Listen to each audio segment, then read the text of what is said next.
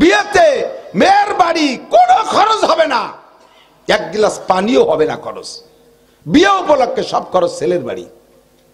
বরযাত্রী খাওয়ানো জায়েজ নাই, যৌতুক তো হবেই না। ও বাড়ি বিয়ে হবে, তোমরা কয় বাপ বেটা খেজুর কিনে নিয়ে যাবা। মসজিদের মধ্যে বিয়ে হবে, খেজুর বুনই দেবে, সবাই কালিয়ে কুড়িয়ে খাবে। ও বাড়ির কলের পানিও খাবি না, রাস্তায় এসে আর এক বাড়িতে কলের পানি খেয়েছবি। ও বাড়ি কোনো খানাই হবে না। আর সে জায়গা ছেলের বাড়ি খাওয়া, যদি খাওয়াই ও সাইডে বরযাত্রী যাওয়ার আগে, তা আবার ওই মোহরি বসায় সে জায়গা বিশাল একটা কালেকশন। হোটেলে খাওয়াইছে, টাকা দিয়ে যাও। বউ ভাতা বনাম হাল খাতা, সারা বছর বাহিনী হাল খাতায় কালেকশন হবে না। জীবন বেড়ে কার বাড়ি কি দিয়ে বেড়াইছে, ওনার ছেলের বিয়ে দিয়ে এবার সাইডে খাওয়াইয়া খড়ে আটকায় ফেলাইছে। এই দিয়ে বেরোবা, এই গেট দিয়ে বেরোবা, টাকা দিয়ে যাবা। যারা গরিব গরিব আত্মীয় আছে লজ্জাতে খাইতেও যায় না, কতক্ষণ, কারণ পর্যাপ্ত না দিতে পারলে পরে অপমান। আবার খাওয়ার পরে টাকা কালেকশন করে সেটা আবার মাই কি কয়, সে জায়গায় আর রাখবে কায়দা। বড় দুলোভাই 20,000, মেজো দুলোভাই 15,000, সেজ দুলোভাই 10,000, ছোট দুলোভাই 20 টাকা। ও কয় বেঁচে থাকতে আর তোকে বাড়ি জীবনে আসবো না। এই মাটি দিলি সাইডে খাওয়াইয়ে, আকিকা খাওয়াইয়া সে জায়গা একটা কালেকশন। কি জ্বালাই পড়ছি, কর খাতি যাবো কোয়ানে। শেষে কোনো না যাইয়া এই খসরু বাইরে এই হোটেলে এসে খাই। টাকা দিলে উনি আবার টাকা নেন আমার কাছে, তাহলে ভালো জায়গায় অনেক খালি টাকা দেয়। আরে তোর বাড়ি যে খাই তা তো সব জায়গা তো খাওয়ার রীতিমতো পাওয়া যায় না। দেশে এরকম বাল্যবাসের গিরের মতো এখন আর প্লেটের পড়িয়ে লাভ দিয়ে টেনিস বলের মতো লাভ দেখা নিচে পড়ি কোনো মতে শুরু দিয়ে মুড়ে দিয়ে একটু সাইডে জড়াই সাইডে খাইয়ে 2,000 টাকা না দিলি ফের আবার মান সম্মান থাকে না। 2,000 টাকা অলিবার 2 কেজি গোশ আনুষঙ্গিক মই মশলা সব হয়ে যাবে। গোষ্ঠী শুদ্ধ 3 রক্ত খাবো। তোর বাড়ি কেন আর খাইয়ে আমি 2,000 টাকা দিতে যাবো? কথা কর না কেন? তোর বাড়ি আর খাইয়ে আমি 2,000 টাকা দিতে যাবো কেন? সাথে আবার একটা ছেলে মেয়ে নিয়ে গেলি, দেখো দলে দলে আইসি। ও আটা দিলি ওর বাতাসে আমি পড়ে যাব। এরকম বিনয়ী মানুষটা, এই বডির মানুষটা আমার পায়ে ধুলো নিয়েও চুমো খাচ্ছে। সেই থেকে তারে সর্ব অবস্থা আমি বিনয়ী পাইছি। আপনাদের সমাজে কেমন আছে আমি জানি না, তবে আমাদের সাথে উলামায়ে কিরামের সাথে অত্যন্ত মহব্বতের একটা মানুষ। সাথে আমাদের পিবিআইতে চাকরি করে, জামালপুর বাড়ি, আমাদের জহির ভাই, মহব্বতের মানুষ। এই দুইজন সবসময় যোগাযোগ মেনটেন করে চলে। কাজেই আমার সারা বাংলাদেশের ওয়াজ আর এই বেদগ্রামের এই ওয়াজের মধ্যে পার্থক্য আছে। সারা রাত লাগলে ওয়াজ করবো ইনশাআল্লাহ, তবে 1 থেকে 1.5 ঘন্টা ইনশাআল্লাহ। লাগলে করবো, লাগবে তো না তা করবো কত সময়। প্রচন্ড শীত, সময় মতো ঘুমাইতে হবে, ফজরের নামাজ পড়তে হবে। রাজি আছেন ইনশাআল্লাহ? আল্লাহ পাক কবুল করে বলেন আমিন। এবার আল্লাহ পাক সর্বপ্রথম বানাইছেন আদম আলাইহিস সালামকে না বান্দরকে? কথা কয় আল্লাহ ফেরেশতাদের নিয়ে আলোচনা করে যে খলিফা বানানোর সিদ্ধান্ত করছেন, এই প্রথম খলিফা কি বান্দর, ব্যাং, পাতিয়াস, কি মানুষ? মানুষটা কোন মানুষ? আদম আলাইহিস সালাম। একটু কোন না আলাইহিস সালাম বলেন সাথে, সব নবীদের নামের শেষে আলাইহিস সালাম বলতে হয়। আর আমার নবীর নাম পড়ে সাল্লাল্লাহু আলাইহি ওয়াসাল্লাম পড়তে হয়, ঠিক না? আদম আলাইহিস সালাতু ওয়াস সালামকে বানাইলেন সর্বপ্রথম। দুঃখের বিষয় বর্তমান পণ্ডিতরা আদম আলাইহিস সালামকে বাপ কোয়াকে লজ্জা পায়, তারা বান্দরকে আব্বা কইতে খুশি হয়। কত বড় লজ্জার ব্যাপার। কেউ যদি ব্যাকগ্রাউন্ড খারাপ থাকে তা যে কোনো ভাবে মুছার চেষ্টা করে, ঠিক না? একজনের বাপ ছিল বিশ্ববিখ্যাত চোর, আমি জানি। সেই বাপের ছেলেটা যখন ভালো হয়েছে, মোটামুটি সামাজিক হয়েছে, ভালো একটা পথ পাইছে, কয়ে ফেললি পারা সেই এলাকার মানুষ তাকে চিনবে না কার কথা করছে, এই জন্য তাও কব না। বাপ ছিল প্রসিদ্ধ চোর, ছেলে বড় দামি হয়ে গেছে। বাপের এই চূড়া নাম ঘুষানোর জোরে যত ভালো কাজ আছে সব করতেছে। আমাদের পাশে এক এলাকায় কুলু সম্প্রদায়, মুসলমানদের ভিতরে 2-3টে বংশ একটু সামাজিকভাবে দুর্বল বলে আমরা জানি। কুলু, কারিকর, তারপরে ব্যাপারী, এগিয়ে আর কি একটু ছোট মনে করে। তো কুলু বংশ, ওই কুলু বংশের একটা লোক বিশাল ধনী হয়ে গেছে। আজ থেকে 35-36 বছর আগে সম্ভবত, বা 40ও হতে পারে, 40 বছর আগে। আমি তখন 13-14 বছর বয়স। তো সেই সময় খবর শুনলাম ওই লোকটা কোটি কোটি টাকার মালিক। এখন ওই কলু নাম ঘুষানোর জন্যে কুলু নাম, কুলু উপাধি ঘোষণের জন্য সেই এলাকায় 3 লক্ষ টাকা দিতে চাইছে। সেই সময়, যে সময় একটা গরুর দাম 800, 900, 1000 টাকা। 3 লক্ষ টাকা দেবে তোমরা গরু খাইয়া, আমাকে আর কুলু কবা না। এই কুলু শুনলি লজ্জা করে। এই কুলু ব্যাকগ্রাউন্ড ভালো না, এই জন্য চাই মুসার জন্য সেই আমলে 3 লক্ষ, তার মানে 300 গরু কিনে খাওয়াবে কুলু নামটা মুসার জন্য। স্থানীয় লোক যাও তুমি গরু কিনে খাই, আমরা কব না, আরবিটারে কলি ঠিয়াবে কিনা। আমাদের ব্যাকগ্রাউন্ড কত ভালো। আদম আলাইহিস সালাম আমাদের প্রথম আব্বা, কতক্ষণ। আর এই এত সুন্দর ব্যাকগ্রাউন্ড থাকতে সে কয় আমাদের ব্যাকগ্রাউন্ড পূর্বপুরুষ বান্দর, আমরা বান্দরেতে জন্ম নিছি, আমরা বান্দরেতে জন্ম নেই নেই, তোরা বান্দরের থেকে জন্ম নিছিস। তোদের যদি ভালো লাগে তোরা বান্দরের বাচ্চা হয়ে বেড়া, আমরা তোদেরকে নিয়ে মাথা কামাতে যাব না। আমাদের প্রথম মানুষটা আদম আলাইহিস সালাম, এক তো আল্লাহর প্রতিনিধি রাজা, তখন দুনিয়ায় প্রজা আসে নাই, আল্লাহ রাজা বানাইছে। বাইতুল মুকাদ্দাস কাবার ইমাম, মুসল্লি আসে নাই, আল্লাহ ইমাম বানাইছে। উম্মত আসে নাই, আল্লাহ নবী বানায় পাঠাইছে। কোন ছাত্র আসে নাই, আল্লাহ উস্তাদ বানায় পাঠাইছে আদম আলাইহিস সালামকে। সেই থেকে নিয়ে শুরু হইয়া 2.5 থেকে 3 লক্ষ নবী রাসূল ওই আদম সন্তানের মধ্যে অতিবাহিত হয়েছে। সর্বশেষ নবী বিশ্ব নবী মুহাম্মদুর রাসূলুল্লাহ। আমার প্রাণপ্রিয় দেশবাসী একটু মুখে সাক্ষী দেন, সর্বশেষ নবীর নাম কি? মুহাম্মদুর রাসূলুল্লাহ। বলেন মুহাম্মদুর রাসূলুল্লাহ সাল্লাল্লাহু আলাইহি ওয়াসাল্লাম। লাউলাহু মা খালাকাল আফলাকা খালিকু লাউলাহু মা খরাজাল ইনসানু মিন আদামি। যেই নবীকে না বানাইলে আদম আলাইহিস সালামকেও বানাইতেন না, যেই নবীকে না বানাইলে আদম আলাইহিস সালামকে বানাইতেন না, যেই নবীকে না বানাইলে গোটা মানব জাতি বানাইতেন না, যেই নবীকে না বানাইলে আসমান জমিন আল্লাহ বানাইতেন না, যেই নবীকে না বানাইলে চন্দ্র সূর্য আল্লাহ বানাইতেন না। আমরা বড় ভাগ্যবান, আমরা সেই নবীর উম্মত। বলেন আলহামদুলিল্লাহ। আলহামদুলিল্লাহ। খুশি না বেজার? আমরা সব নবীকে বিশ্বাস করি, তবে আমাদের নবী শ্রেষ্ঠ নবী। আর কোন নবীর দরকার আছে? আল্লাহ নবী বলেন আনা খাতামুন নাবিয়্যিন লা নাবিয়্যা বাদি, আমি শেষ নবী, আমার পরে কোন নবী আসবে না, আর কোন নবীর দরকারও নাই। এক একজন নবী আসছে, আর একজন নবীর আসার আগ পর্যন্ত ওই নবীর শরিয়াত চলতো, কারণ পরবর্তীতে যারা আসতেছে তাদের যোগ্যতা বেশি, আবার আগের কিতাবের দ্বারা তাদের চাহিদা মিটবে না। এই জন্য আল্লাহ আরো যোগ্য একজন নবী দিয়া, শক্তিশালী নবী দিয়া, আরো কঠিন বই পুস্তক আসমানি কিতাব দিয়ে পাঠিয়েছেন। আস্তে আস্তে আস্তে আস্তে এমন একজন নবী আর এমন একটা কিতাব আল্লাহ আখেরে রেখেছেন, যেই কিতাবের এগেইনস্টে কিতাবেরও দরকার নাই, আর যেই নবীর মোকাবেলায় কোনো নবী দাঁড়ানোর মতো ক্ষমতা নাই। আর এর জন্য উম্মত বরাদ্দ দেশে সেই রকম উম্মত। আগের নবীর উম্মতরা ক্যামেরা বানাইতে পারে নাই, কারেন্ট আবিষ্কার করতে পারে নাই, মাইক বানাইতে পারে নাই, রকেট বানাইতে পারে নাই, সাবমেরিন বানাইতে পারে নাই, যুদ্ধ জাহাজ বানাইতে পারে নাই, একেবেলা আকাশে যাইতে পারে নাই, চাঁদে যাইতে পারে নাই, কোনো প্রযুক্তি কিছুই বানাইতে পারে নাই। এই নবীর উম্মত এত প্রযুক্তি তৈরি করে, কাজেই এত বড় পণ্ডিত উম্মতের জন্য যেমন লোক নবী লাগবে সেরকম নবী আল্লাহ পাঠাইছেন। আমার নবী বলেন বয়স্তু মুআল্লিমা, আল্লাহ পাক আমাকে উস্তাদ হিসেবে পাঠাইছে। সারা পৃথিবীর যত বড় শিক্ষিত আর পণ্ডিত হোক না কেন, সবগুলো আমার সামনে এসে বসবে, আমার একটা অক্ষর শিক্ষা দেওয়ার যোগ্যতা রাখবে না। আমি সকলকে আলিফবা থেকে ইয়ে পর্যন্ত, এ থেকে জেড পর্যন্ত, ও থেকে কিও পর্যন্ত সব পড়াইতে পারবো। আমার সামনে সবার ছাত্র হয়ে বসে থাকা লাগবে। একটু বলেন না সুবহানাল্লাহ। এবার আমার নবী বলেন আমাকে আল্লাহ পাক সবচেয়ে বড় আলেম বানাইছে। কেন, কিভাবে বানাইলেন? হুজুর বলেন আল্লামানি রাব্বি। আরে দুনিয়ার সবাই পড়াইছে, মানুষকে মানুষে পড়াইছে, আমারে কোনো মানুষে পড়াই নাই। জগতে মানব কুলে আমার কোনো উস্তাদ নাই, আমার আব্বা মা আমার উস্তাদ না। আমার পড়ার বয়সের আগে মা মারা গেছে, জন্মের আগে আব্বা মারা গেছে। পড়বো বা দাদার কাছে, দাদাও পড়ার বয়স পাওয়ার আগে মারা গেছে, সাথের ভিতরে দাদা চলে গেছে। আমারে পড়ানোর মতো জগতে কোনো মানুষ নাই, আমারে মানুষে পড়াই নাই।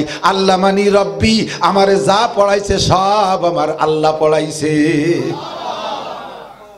আমার মতো ছাত্র, আল্লাহর মতো উস্তাদ, উস্তাদ আল্লাহ আর আমি হলাম ছাত্র। জগতে এইরকম ক্লাস আর কি আছে? কতক্ষণ আমাদের গোপালগঞ্জের বিশ্ববিদ্যালয়গুলো মাঝে মাঝে আল্লাহ এসে ক্লাস দেয় না? আর যারা পড়ে তারা তো বিরাই নবী। এরাও মানুষ, পড়ায়ও মানুষ, আল্লাহ পড়াইছে নবী ছাত্র, তাহলে শিক্ষাটা কেমন হইতে পারে? হুজুর তাই বলেন পাসানা তালিমি, কাজে আমার শিক্ষা দুনিয়ায় সর্বশ্রেষ্ঠ শিক্ষা।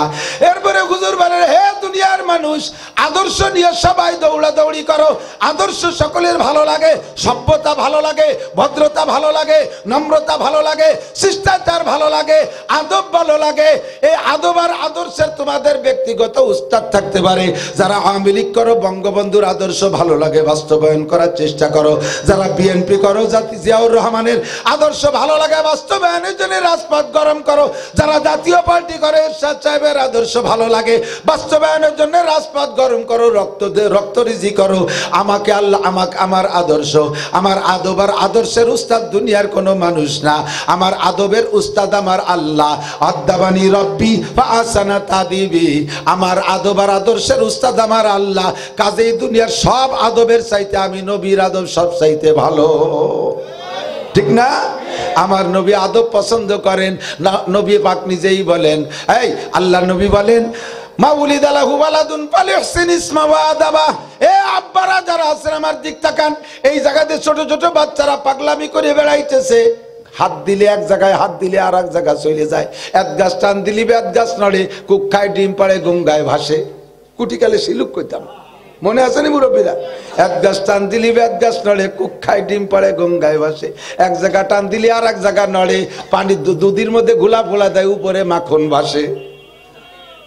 এক জায়গায় হাত দিলে আর এক জায়গায় লাইগে যায়। পোলাপান কেন উশৃঙ্খলা করবে, কেন বিশৃঙ্খলা করবে, কিসের অভাবে এগুলো করে? প্রাইমারিতে পড়ে, কেজিতে পড়ে, কিন্ডারগার্টেনে পড়ে, হাই স্কুলে পড়ে, মডেলে পড়ে, কলেজে পড়ে, বিশ্ববিদ্যালয়ে পড়ে, তারপরেও তারা কথা মানে না, বেয়াদবি করে, উশৃঙ্খলা করে। কারণ কোন জায়গায়? জায়গা মতো হাত দেওয়া। আল্লাহ নবী বলেন মাউলিদ আলাহু ওয়ালাদুন ফালিহসিন ইসমা, যাকে আল্লাহ তাআলা সন্তান দিয়েছে, এক নম্বর দায়িত্ব তার সন্তানকে সুন্দর করে নাম রাখো, ফালিহসিন ইসমা। এরপরে যখন বড় হয়ে ওঠে তাকে আদব শিক্ষা দাও। আদব তাজ ইস্তেআজ লুৎফে ইলাহি, বেনে বরসর বেরো হর যাকে খাহি। কুরবি বেদগ্রামের পোলাপান, তোমরা স্থানীয় প্রভাবে, স্থানীয় বলা বলে অনেক কিছু করো। আরে এই কিছুর ভিতরে তোমার কোনো সম্মান নাই। তুমি যাইয়া ঢাকায় যাইয়া বেয়াদবি করতে পারবা না। ও জায়গা যে যদি বেয়াদবি করো তাহলে বুঝবো যে এটা তোমার ব্যক্তিগত দোষ না, এ গোড়া বহুত দূর পর্যন্ত, এর শিকড় খারাপ, এর মূলে অনেক খারাপ আছে। তুই বেয়াদব, তোর মা বেয়াদব, তোর আব্বা বেয়াদব, তোর 14 গোষ্ঠী বেয়াদব, বিদায় বেয়াদবি করিস। প্রশংসা যদি তোমারে করিয়ে, প্রশংসা তুমি একা পাও না, প্রশংসা পায় তোমার পূর্বপুরুষ। এই ছেলেটা ভালো, কেন এত ভালো, কেন এত ভালো? নিশ্চয়ই তার মা ভালো, অবশ্যই তার বাপ ভালো। মা ভালো তো নানা নানি ভালো, বাপ ভালো তো দাদা দাদি ভালো, আর ওই দুজন ভালো তো তার পূর্বপুরুষ ভালো। কতক্ষণ? আর কেউ রে বেয়াদব কইতে গেলে সংক্ষেপে এক কথায় কয় বেয়াদবের বাচ্চা বেয়াদব। এই কইতে গেলে এরকম কয় না, হ্যাঁ বেয়াদবের বাচ্চা বেয়াদব। তাতে কি হইলো? তুমি তো বেয়াদব হইছো, তোমার আব্বা আমারও বেয়াদব বানাইছো। বুঝাইতেছে যে আমরা একা একা বেয়াদব না, খোদার ফজলে আমরা বংশধরী বেয়াদব। আদবের কি খেয়াল রাখতে হবে? নবী বলেন সন্তান যখন বড় হয়ে ওঠে তখন তাকে আদব শিক্ষা দাও। দুনিয়া আর কোন আদবের মধ্যে আদব নাই, ভালো আদব নাই আমার নবীর আদবের চাইতে, ঠিক কি ঠিক না? এই জন্য আদবের খেয়াল রাখবো। আদবের ভিতরে 1 নম্বর আদব হলো আল আমরু ফাওকাল আদব। এই এদিক হাদিসের অংশ বলা যেতে পারে বা বুজুর্গানে দিনের মাকুলা, আল আমরু ফাওকাল আদব। আদেশ মানা সবচাইতে বড় আদব, আদেশ মানা সবচাইতে বড় আদব। আমরা আজকে এখানে উস্তাদ হিসেবে আসছি, আপনাদের কিছু দিন শিখাবো, কিন্তু ওয়াজ না, ওয়াজ আমার সামনে রয়েছে, বসানোর জন্য বলতেছি। আমাদের কথা যদি মানেন তাহলে বুঝবো যে সবচাইতে বড় ভদ্র আপনি। কাজেই প্রথম কথাটা, যারা দাঁড়ায় আছেন তারা বসেন। প্রথম কথাটা যারা দাঁড়ায় আসে বসেন। আবার অনেকে আছে সমস্যার দিক থাকার, এই কেন্ন চেনেন না? কেন্ন আমাকে দিয়ে কেন্ন কয় না, ওই যে লম্বা পোকা, রেলগাড়ির মতো অনেক চাকা। ও ও ও কি খুব দ্রুতগামী নাকি? ও চলে আস্তে আস্তে না? আর ওর আস্তে চলন দিয়ে যদি ওরে ঠেলা দেন, বিটা একটু তাড়াতাড়ি যা, তাহলে কি তাড়াতাড়ি যায় না? আর দলায় পয়সা হয়ে যায়। ও কাজে একটু আটবো না পারলি তুই আটা। অনেকে আছে দাঁড়ায় দাঁড়ায় আসলে, যদি বেশি সাজাই গুজাই কই যে বয় কয়, তাহলে চলে গেলাম, যা শুনবো। তাহলে তোমার কাছে মাপ চাই, যেভাবে পাচ্ছিস শুনতে চাও। আল্লাহ পাক রব্বুল আলামিন আমাদের কেমন রাখছে একটু শুকর আদায় করেন। কেমন আছেন? কেমন আছেন? কদুর দাম বেশি, সিমির দাম বেশি, আলুর দাম বেশি, তেলের দাম বেশি, চাউলের দাম বেশি, ডাউলের দাম বেশি, সব কিছুর দাম বেশি, তারপরও না খাইয়ে তো মরতেছি না। বলেন ভালোই আছি আলহামদুলিল্লাহ। সবটার দাম বাড়ছে, আমারও ইনকাম বাড়ছে, চলতেই তো তালে আছি। যে সময় কোনো তার দাম ছিল না সেই সময় না খাইয়ে মরছি কত। স্বাধীনের পরে আমি তো বলি তাই মাঝে মাঝে, স্বাধীনের পরে মানুষ ছিল 7.5 কোটি বাঙালি, 7.5 কোটি। সেই 7.5 কোটি মানুষের জন্য তো ভূখণ্ডে এইটুকুই ছিল ফসলি জমি, বরঞ্চ বর্তমানে ফসলি জমি কমিয়ে গেছে। বিশাল বিশাল ডাঙ্গা বাড়ি বানাতে বানাতে সব বুড়ি খাটৌরি ফেলাইছে, ঠিক না? তাহলে ফসলি জমি কমিয়ে গেছে, ভূখণ্ড সেইটুক রয়েছে, মানুষ বেড়িয়ে জায়গা জমি সব দখল হয়ে গেছে, ঘর বাড়ির মধ্যে চলে যাচ্ছে। সেই স্বাধীনের পরে কি খাইছেন কন্দি? ড্যাপের খই খাইছেন, ঘাসের চালির ভাত খাইছেন, সিনের চালির ভাত খাইছেন, আটার যাও খাইছেন, আল্লাহ বাসালি। রাশিয়ান ছাতু মনে আছে নাকি? সিমেন্টের বস্তার মতো বস্তা ভরে রাশিয়ান ছাতু মিটে মিটে লাগতো, গুলাইয়ে খাইছি, রুটি দাবড়া বানাই খাইছি।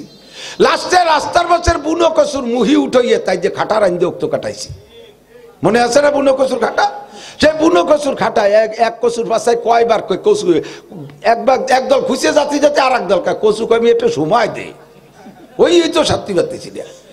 বুনো কচুর খাটা যেভাবে রান্না করে দিয়েছে, চুমুক দিয়ে খাইছি, পেটে যাইয়া আটারও সময় পাই নেই। যেভাবে খাটা খাইছে ও বাড়িতে খাটা হয়ে বার হয়ে চলে গেছে। এ অভাব ছিল কি ছিল না? আল্লাহর রহমতে বর্তমানে পরিস্থিতি কত ভালো। 18 কোটি 19 কোটি মানুষ বাংলাদেশে, আবার রোহিঙ্গা আছে 10-15 লাখ, সব মিলিয়ে খাইতেছি। গরিব মানুষ যে, সেও এখন খারাপ চাউলের ভাত খায় না। মাঝে মাঝে বলি একেবারে সত্য কথা, এক ফকিরে দেখি পিরাই ভিক্ষে করিয়া নিয়ে চাউল বেশি ফেলায়। আমি কই মিয়া ভিক্ষে ওর তো চাইল খাতি জনি, তা বেচো কে? কচ্ছে মিয়া এই 12 ভেজালি চাইল খাওয়া যায় না। 12 ভেজালি চাল, তা তুমি কি কাক? আমি পাইজাম ছাড়া খাতে পারি না। ফকিরেও পাইজাম ছাড়া খায় না এখন, কতক্ষণ ঠিক না? আল্লাহু আকবার। দুনিয়ার অভাব চলে গেছে, আল্লাহ পাক আমাদের ভালো রাখছে, যা কিছু দরকার সব আমার জন্য সরবরাহ করে যাচ্ছে। আমার আপনার আমল আখলাকের দিকে যদি আল্লাহ তাকায় বিচার করত, আমাদের কেউরে খাইতে দেওয়া উচিত ছিল না। না নামাজ হয় না, রোজা না, জাকাত না, হজ, তোপের খুশি কেসবাত কে কই যে হয় না জজ।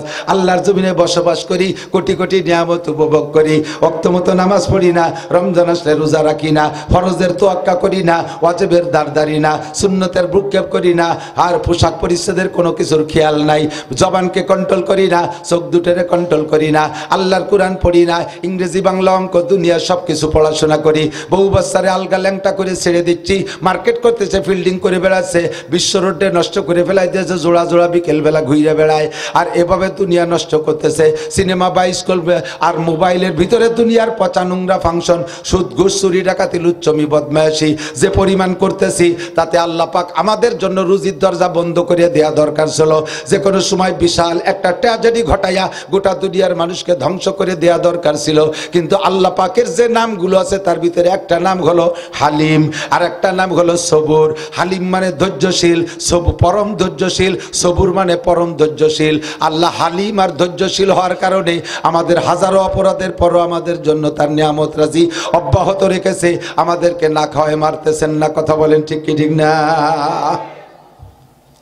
এবার আল্লাহ বলেন আমার এই নিয়ামত চলতে থাকবে, দুনিয়াকে ধ্বংস করার একটা টাইম আমার কাছে ধার্য করা আছে। ইদা বাকাতিল ওয়াকিয়া লাইসা লিবাকাতিয়া কাদিবা, দুনিয়া আমি একদিন ধ্বংস করে দেব। কখন দেব? যখন দুনিয়ায় ইজা, আল্লাহ নবী বলেন লা তাকুমুস সাআতু ফিল আরদি হাত্তা ইউকালা ফিল আরদি আল্লাহ আল্লাহ, যতক্ষণ জমিনের মধ্যে একজন মানুষ আল্লাহ বলনেওয়ালা থাকবে, অনলি একটা মানুষ আল্লাহ বলনেওয়ালা, আর 800 কোটি মানুষ সব কাফের হয়ে গেছে, একজন মানুষ মাত্র আল্লাহ বলনেওয়ালা। ইসরাফিল আলাইহিস সালাম আল্লাহর কাছে পরামর্শ করে, আল্লাহ আমার তো নজরে দুনিয়া এখন ধ্বংস করে দেওয়ার সময় হয়ে গেছে, আমি কি সিংহায় ফু দেব? আল্লাহ কয় তুমি কয় জায়গা দেখতে পারো আমি জানি।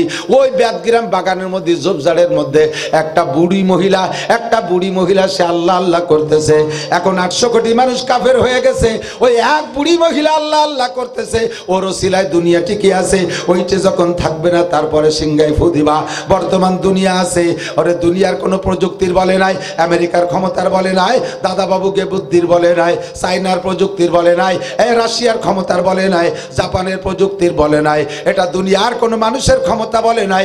একমাত্র দুনিয়া টিকে আছে মুসলমান মুমিনদের আল্লাহ আল্লাহ জিকিরের ওসিলায়।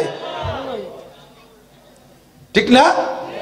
এবার আল্লাহ বলে, রে বান্দা ভালো করে শুনে নে, দুনিয়া আমার কোটি কোটি নিয়ামত উপভোগ করিস, আমি কি এমনি এমনি তোদেরকে এগুলো খাওয়াই? আমার কি কোনো আশা থাকতে পারে কি পারে না?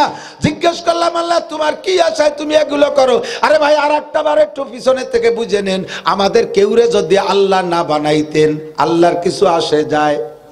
বোঝেন নাই? মানুষ না বানাইলে আল্লাহর কিছু আসে যায়? জিন না বানাইলে কিছু আসে যায়? ফেরেশতা না বানাইলে কিছু আসে যায় না? এ জগৎ না বানাইলে আল্লাহর কিছু আসে যায় না। কারণ আল্লাহ খায়ও না, পরেও না, আল্লাহ মানুষের থেকে কোনো কিছু চায় না। আল্লাহ বলেন, আল্লাহ পাক বলেন, মা উরিদু মিনহুম মির রিজকিন ওয়া মা উরিদু আন ইউতিমুন, তোমাদেরকে উদ্দেশ্য বানাই নাই যে তোমরা কামাই করে আমারে ব্যাংকে টাকা জমা দিবা, তোমরা ডেলি ডেলি রান্না করে মসজিদের দুয়ারে রাখে আসবা, বড় বড় তবলিগির প্লেটে বইরা। আমি আল্লাহ তাআলার বউ বাচ্চা নাই, আমার বাবুর্চিখানা নাই, আমার রান্না করার কেউ নাই, তোমরা রান্না করে দিবা, আমি খাইয়ে আসবো। আল্লাহ এই উদ্দেশ্যে তোমাদেরকে বানাই নাই আমি। আমার বানানোর উদ্দেশ্য হলো ওমা খলাকতুল জিন্না ওয়াল ইনসা ইল্লা লিয়াবুদুন, আরে সব জাতিরে বানাইছি তোমাদের খেদমতের জন্য, আর জিন আর ইনসান দুইটা জাতি বানাইছি একমাত্র আমার ইবাদতেরই জন্য, অন্য কোনো কিছু না। তোমরা আমার কামাইরে টাকা দিবে আমি চাই না, আমি টাকা দিয়ে কি করবো? এ ভাই, আল্লাহর টাকার দরকার আছে? আল্লাহ বিল্ডিং বানাতে যে ঠিক আছে, এই জন্য আমাকে কাছে রড চাই, সিমেন্ট চাই, বালি চাই। আল্লাহর কোনো তার অভাব নাই, আল্লাহুস সামাদ।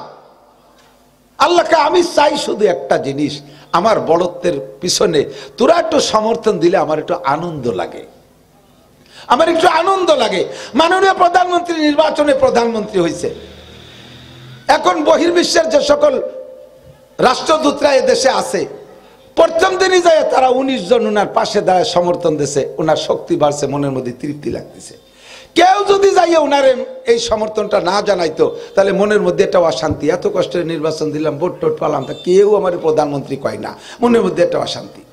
আল্লাহ কয়, আমারও মাত্র এতটুকু আশা, তোরা আমারে সিজদা দিলি আমার ভালো লাগে, তোরা আমারে রুকু দিলি আমার ভালো লাগে, তোরা আমার কোরআন পড়লে আমার ভালো লাগে, তোরা আমার জিকির করলে আমার ভালো লাগে, তোরা আমার তাবলীগে আসলে আমার ভালো লাগে, তোরা আমার মসজিদে আসলে আমার ভালো লাগে। এই ভালো লাগাটুকের জন্য আমি তোদেরকে বানাইছি বান্দা, তোদের কাছে টাকা পয়সা খাবার দাবার কিছুই চাই না।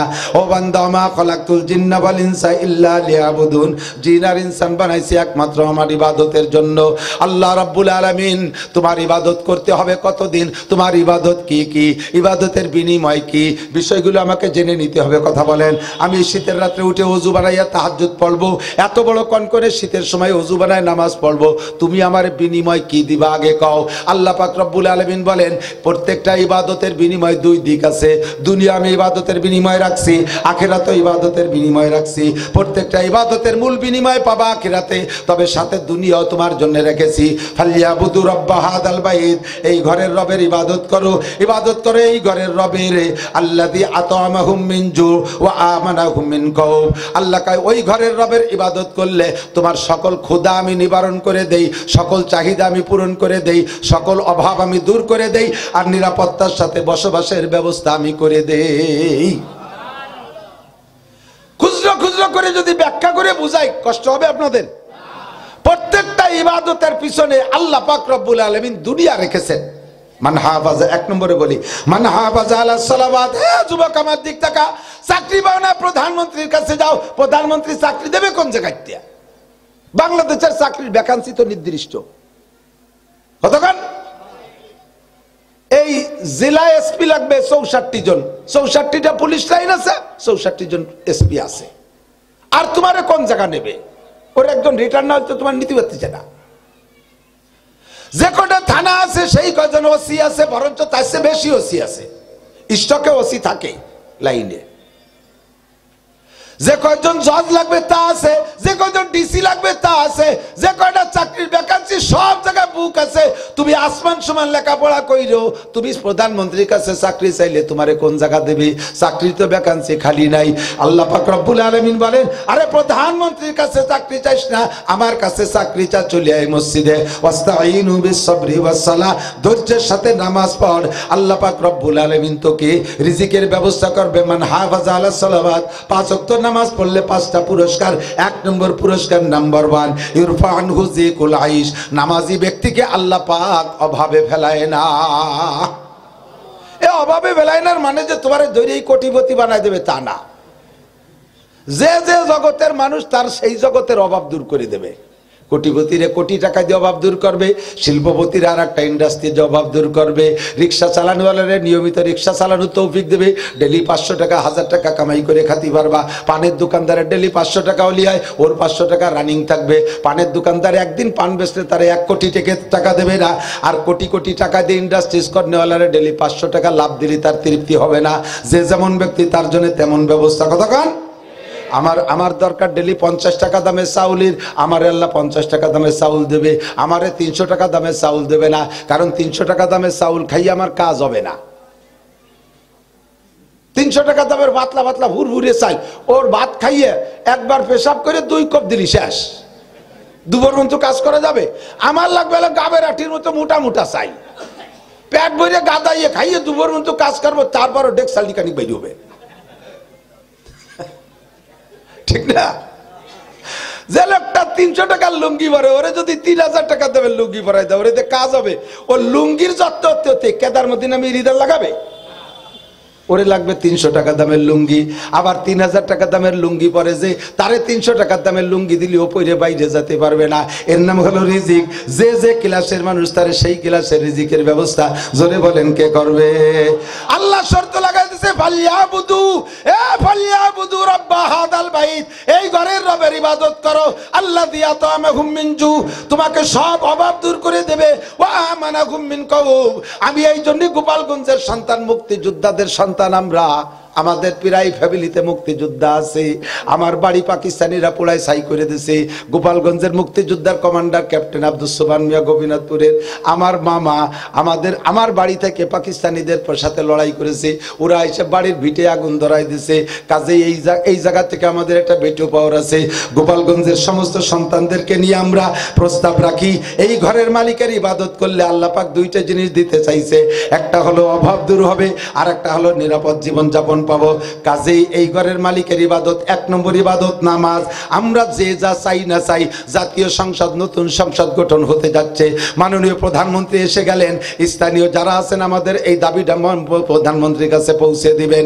জাতীয় সংসদের কাছে আমরা বিজিএফ কার্ড চাই না, আমরা ব্যক্তিগত কোনো কিছু চাই না। জাতির শান্তি আর নিরাপদ আর রিজিকের প্রশস্ততার জন্য একটা জিনিস আল্লাহ বলেছেন, সেই জিনিসটা চাই, সেটা হলো সংসদে নামাজের বিল পাস করা হোক। সংসদে নামাজের বিল একমত? একটু হাত দেখাবেন কারা কারা? ওই যে মাঝে মাঝে অল্প টুট হয়েছে, মানে 2 ওয়াক্ত পাস করা হোক, তাই নাকি? পুরো পাস, আঙ্গুল পাস। কয় ওয়াক্ত? সংসদে নামাজের বিল পাস হইলে খুশি খুশি। নামাজ পড়বো, নামাজ পড়বো, তানালি পড়বো না, পড়বে না বলে তানালি। সংসদে পাস হলে পড়বো না, সংসদে পাস হলি পড়বর মানে হলো আমরা না, আমরা তো এমনি পড়বো। সংসদে নামাজকে বিল আকারে পাস করলে বাংলাদেশের সাবালেক নারী আর পুরুষ একটাও বেনামাজি থাকবে না। কতক্ষণ? বাড়ির নাম জহর খা, ভূত পালায় তার ডরে। প্রধানমন্ত্রী যা বলে আমরা এখনো তা মানি। উনি রাস্তায় যাবেন, আমাদের বলছে তোমরা রাস্তায় আসবে না, আমরা বাইরে দাঁড়ায় রয়েছি, 2 ঘন্টা দাঁড়ায় রয়েছি বাইরে। উনি যদি রাস্তার নিচে দাঁড়ায় থাকতে গেলে দাঁড়ায় থাকে, তাহলে উনি মসজিদে আসতে গেলে আসবো না? আসবো না? এই একটা কথা যদি উনি বলে দেন, আমার বিশ্বাস এই নামাজের বিলটা পাস করে দিলে বাংলাদেশে বিরোধী করে দলই থাকবে না ইনশাআল্লাহ। হুজুরকে যত দল, তারা তো এই কবে, তা যদি প্রধানমন্ত্রী পাস করায় দেয়, তাহলে হুজুরা বলে থ্যাংক ইউ ম্যাডাম, আপনি ওখানে লায়েক, আপনিই থাকেন, আমাদের দরকার নেই। আমরা মৌলবীকে 4 কাম, কয় কাম? মৌলবীকে কয় কাম? অনে মরণে জোড়নে খোলনে, অনে মরণে জোড়নে খোলেন। ওর সময় বাচ্চা ডেলিভারি হচ্ছে না, দৌড়ে আসবে, পানি ভরিয়ে দেবো, খাইয়ে ডেলিভারি হয়ে যাবে। অনেক কাজে লাগছে। আবার মরিয়ে গেলি জানাজা আমরাই, অরিবদরিতে জানাজা ভরান যাবে না, যাবে নাকি? জানাজার সময় আমরা মরণে অনে মরণে, কবর দেশের কবর দিয়ে ধুমো উঠতেছে, আমরা জালাল খতম পড়ায় পানি ভরি মারিয়ে দেবো, ঠান্ডা হয়ে যাবে। অনে মরণে দুনিয়ারে জোড়াই দেবো, বিয়ে ভরাই দেবো, আর না আবার যারো সন্তানের দেশ ভরিয়ে যাবে, জারিউর বাচ্চায় দেশটা সর্বনাশ। এই 14ই ফেব্রুয়ারি আসতেছে, আকাম করার জন্য এখন থেকে দাঁতে দাঁত দিচ্ছে একদল। আমরা জোড়াই দেবো, বিয়ে ভরাই দেবো, আমাদের কাজেই 3 নম্বর। 4 নম্বরে বিয়ে ভরানোর পরে কয়েকদিন পর কিলে কিলি মারামারি, এবার তালাক দেয়া দিয়ে, তালাক দেয়া বউ দিয়ে যাতে ঘর সংসার না করো, সে জায়গা ফতোয়া দিয়ে দূরে সাফ করে দেবো। আমাদের কাম এই 4 জায়গা, আমরাও জায়গা যাবো না।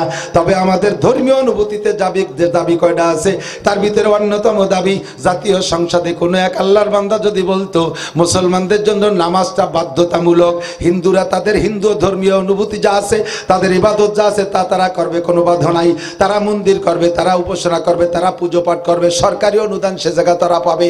আমরা মুসলমান, আমাদের দাবি নামাজ, সংসদীয় ভাবে নামাজ বিল পাশ হইলে আল্লাহর রহমতে সবাই নামাজ পড়বে, বিচার আচার তেমন বেশি কিছুর ভয় দেওয়া লাগবে না। আল্লাহ কয়, নবী কয়, 1 ওয়াক্ত নামাজ কাজা করলে 2,88,00,000 বছর জেল খাটা লাগবে। প্রধানমন্ত্রী যদি শুধু এতটুকু কয়, 1 ওয়াক্ত নামাজ কাজা করে ধরা পড়লে মাত্র 3 দিন জেল, আর পাশায় 3 ডে বাড়ি, 3 বাড়ি 3 দিন জেল। এ যদি 10টা 15টা ছেলে মেয়েরে যদি এই রাস্তাতে ধরিয়ে নিয়ে, এই আসরের সময় জায়গা দাঁড়ায় রয়েছিস কে, নামাজ পড়িস, গেটি ধরে নিয়ে যদি পুলিশে জেলে আটকায় দেয়, আর এটা যদি ভাইরাল হয়ে যায়, তাহলে কি আর থাকবে রাস্তায়? থাকবে? নামাজ ছাড়া থাকবে? চুরিও বন্ধ হবে। কারণ যে চুরি করে সে তো গভীর রাত্রে চুরি করে, চুরি টুরি করে যে গোসল টোসল করে যে তার শোয়া লাগে, শুলি কি সে টাইম মতো উঠে নামাজ পড়তে পারবে? ও যে চুরি আছে পুলিশই জানে না, কিন্তু পুলিশে যে দেয় যে সে 9টার সময় ঘুম, কান ধরে উঠে ঘুমে রেছিস কেন, নামাজ পড়িস নাই, ওঠ, জেলখানায় নিয়ে আটকাইতে হবে, 3 দিন আটকাইতে হবে। চোরে কবে কি যে না, এই যে জেল খাটলাম এটা তো চোরের জন্য না, চুরির জন্য না, এটা নামাজের জন্য। আর এই নামাজ সরছে চুরি করার কারণে, কাজে ওই আকামার রাত ভর করে বেড়াবো না, সময় মতো ঘুমাবো 9টার পরে, যাতে উঠে নামাজ পড়তে পারি। চুরি বন্ধ হবে। যারা ইয়াবা গাঁজা খায়, ফেন্সিডিল, দেখি তো রাস্তায় দিয়ে, এই রাস্তায় দিয়ে তো আমি আমার সাথে গভীর রাত্রে তো খুব মানুষ কমই চলে। আমি, পুলিশ কয়জন, আর টেরাকালারা, আর মাঝে মাঝে 2 সাইডে শিয়াল দেখি রাস্তায়, সারা রাতের বিচরণকারী আমরা দেখি 2-3 জন এরকম থল ধরে আটতেছে, এরকম আমি ওরও মাঠে কয় যে মাল খাইছে বলে তাল হারাই গেছে, স্লিপ করতে পারে, মাল খাইয়ে তাল হারাই ফেলাইছে, স্লিপ করতে পারে, যদি ধরিয়ে রাখে একজনের আর একজন। এই কথা কর না, ঠিক কি ঠিক না? তোরা যারা এই তালে আছে তোরা কয়া, মুরব্বীরা না জানতে পারে। আল্লাহর রহমতে এলা ভালো আছে, বলেন আলহামদুলিল্লাহ। গাজা করে বা করে আমার আজকের মাহফিলে কেউ নাই, কথা ঠিক না? আমার বিশ্বাস তাই, এই কাম যারা করে তারা রাত 2-3টের পরে যাইয়া ঘুমায়, নিশ্চয়ই তারা ফজরে উঠতে পারবে না। ওদেরকে গাজা বার কারণে পুলিশই ধরে নাই, ফজর পড়ে নাই কেন, তাই কান ধরে এনে জেলে ঢুকাই দিয়েছে। ওরা বলবে এই আকাম করার কারণে নামাজ ছুটে যায়, আর এর কারণে জেল খাটা লাগে, কাজেই আর ওই আকাম করবো না, ঈশান নামাজ পড়ে তাড়াতাড়ি শুয়ে পড়বো, ডেলি ডেলি জেল খাটা যায় না। বাংলাদেশ সব জায়গায় শান্ত হয়ে যাবে, সব জায়গা ঠিক হয়ে যাবে। আল্লাহ কয় ইন্নাস সালাতা তানহা আনিল ফাহশাই ওয়াল মুনকার ওয়ালা যিকরুল্লাহি আকবার। ইন্নাস সালাতা তানহা, নামাজ এমন একটা তাবিজ, যেই তাবিজটা গলায় দিলে সব রোগ সুস্থ হয়ে যায়। আল্লাহ নিজেই বলেন, কাজে 1 নম্বর ইবাদত নামাজ। মান হাফাযা আলাস সালাওয়াত আকরামাহুল্লাহু বিখামসি খিসাল। আল্লাহ কয়, এ যুবক যদি চাকরি পাইতে চাও, এ ব্যবসা যাদের ব্যবসায় ধস নেমে যাচ্ছে, যদি ব্যবসার উন্নতি চাও, ফালিয়াবুদু রাব্বা হাযাল বাইত। আল্লাহ কত মায়ের সাথে ডাক দিয়ে কয়, ফালিয়াবুদু রাব্বা হাযাল বাইত, এই ঘরের রবের একটু ইবাদত কর, এই মসজিদের মালিকের ইবাদত কর। আল্লাযী ইয়াতামাহুম মিন জু, যে সকল অভাব দূর করে দেয়, ওয়া আমানাহুম মিন খাউফ। চোররা যদি এ চুরি না করে, ডাকাত যদি ওই ভয়তে নামাজের অ্যারেস্টের ভয়তে যদি ডাকাতি ছেড়ে দেয়, তাহলে আপনার ঘর বইরে টাকা রাইখা দরজা খুলে শুয়ে থাকবেন, কোনো ভয় নাই, কোনো অনিশ্চয়, কোনো নিরাপত্তার কোনো ভয় নাই। চোর আসবে না, ডাকাত আসবে না, দরজা খুলে শুয়ে থাকবেন। সুন্দরী মহিলা রাস্তায় দিয়ে 10 কিলোমিটার ফাঁকা রাস্তায় দিয়ে যে কলেজে যাবে, বিশ্ববিদ্যালয়ে যাবে, রাস্তায় একটা যুবক তার দিক চোখ মারতে সুযোগ সাহস পাবে না, তারে কিক মারতে কুক মারতে সাহস পাইবে না। যখন তার ভিতরে নামাজ সেট হয়ে যাবে, চোখ তার কন্ট্রোল হবে, জবান তার কন্ট্রোল হবে, হাত তার কন্ট্রোল হবে, লজ্জাস্থান তার কন্ট্রোল হবে। কারণ নামাজ সম্পর্কে আল্লাহ বলেছেন, আল্লাহ বলেন নাই ইকরাউস সালাত, নামাজ পড়ো। আল্লাহ কইছে আকিমুস সালাত, নামাজ পড়ো, নামাজ কায়েম করো। নামাজে পড়তে বলে নাই, নামাজ কায়েম করতে বলছে। কায়েম মানে প্রতিষ্ঠিত করা। আর নামাজ যদি কের ভিতরে প্রতিষ্ঠিত হয়ে যায়, দেখবেন যে জায়গা প্রতিষ্ঠিত হবে সেইটাই সংযত হয়ে যাবে। নামাজ যদি হাতের মধ্যে প্রতিষ্ঠিত হয়, এই হাত হারাম মালে হাত দেবে না, এই হাত দিয়ে কোনো অন্যায় করবে না। নামাজ যদি চোখের মধ্যে প্রতিষ্ঠিত হয়ে, যখন নামাজ পড়নেওয়ালা দেখবেন যে আপনার পর নারীর দিকে দেখতে মনে চায় না, তখন আপনি খুশি হইবেন, বুঝবেন যে চোখের মধ্যে নামাজ প্রতিষ্ঠিত হয়ে গেছে। আগে অকথ্য ভাষায় গালাগালি করতেন, নামাজ পড়ার পরের থেকে আর জবান কন্ট্রোল হয়ে গেছে, গালাগালি করে না, তখন বুঝবেন যে আপনার নামাজ জবানের মধ্যে বাস্তবায়ন হয়ে গেছে, প্রতিষ্ঠিত হয়ে গেছে। নামাজ পড়ার আগে হাইটে হাইটে সিনেমা হলে যাইতেন, নামাজের পরে আর এই পা দুটো অধিক যায় না, বুঝবেন যে আপনার পায়ের মধ্যে নামাজ প্রতিষ্ঠিত হয়ে গেছে। এমনি করে পুরো বডির মধ্যে নামাজ প্রতিষ্ঠিত, ব্যবসার মধ্যে নামাজ প্রতিষ্ঠিত, সংসারের মধ্যে নামাজ প্রতিষ্ঠিত হয়ে গেছে। নামাজ যদি প্রতিষ্ঠিত হইয়া যায়, আল্লাহ পাক রব্বুল আলামিন বলেন, তাহলে সব জায়গা নিরাপদ হয়ে যাবে।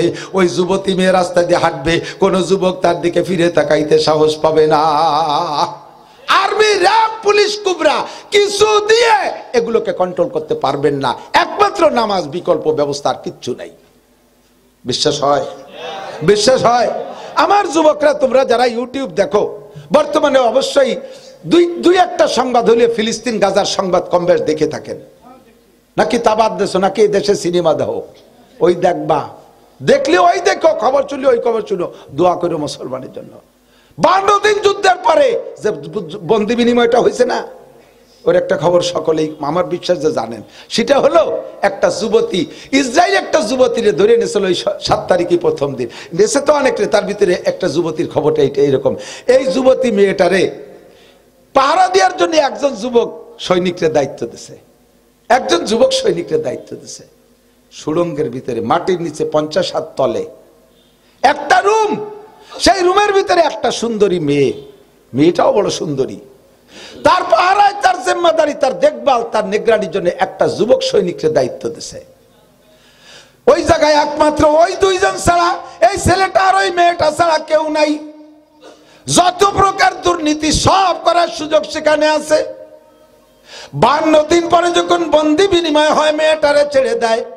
ছেড়ে দেওয়ার সময় মেয়েটা বলতেছে, বাইরে 52টা দিন আপনি আমার খেদমত করলেন, আমি তো পর্দা করি না, গায়ে মাথায় কাপড় নাই, অনিচ্ছাকৃত আমাকে আপনার দেখা লাগছে, তাই দেখেছে। 52টা দিনের মধ্যে আপনার মুখখান দেখতে পারলাম না, গাজার সৈনিকরা সর্বক্ষণ মুখ বেঁধে রাখে, আপনার মুখটা দেখতে পারলাম না। যাওয়ার সময় আপনার মুখটা একটু খোলেন, আপনার একটু এক নজর দেখে যায়। যুবক মুসলিম আমানতু বিল্লাহ, হে বোন, আমি তোমারে দেখা দিতে পারবো না, আমি আল্লাহকে বিশ্বাস করি। আমার আল্লাহ বলেছেন, কুল্লিল মুমিনিন ইয়াগুদ্দু মিন আবসারিহিম, মুমিনকে বলে দাও তারা যেন পরনারী চোখের সামনে আসে চোখ করে নিচু করে ফেলে। অকুল্লিল মুমিনাত ইয়াগুদ্দুনা মিন আবসারিহিন্না, মুমিন নারীদেরকে বলে দাও তার সামনে যদি কোনো পুরুষ আছে, তাকে চোখের সামনে আসার সাথে সাথে যেন চক্ষু নিচু করে ফেলে। আমারও তোমাকে দেখা জায়েজ নাই, তুমিও আমাকে দেখতে পারবা না। আরে তুমি তো বেহায়া, বেপর্দা, তুমি তো মুসলমান, তাই তোমার মুখগুলো আমি না দেখে পারছি না তোমাকে পরিচর্যায়। তবে এখনো তোমার চেহারার কাটিং এটা আমি আমার ভিতরে ক্যালকুলেশনে আনি নাই। তোমার চেহারার কাটিং কেমন এইটা আমার ভিতরে আমি ক্যামেরা করি নাই।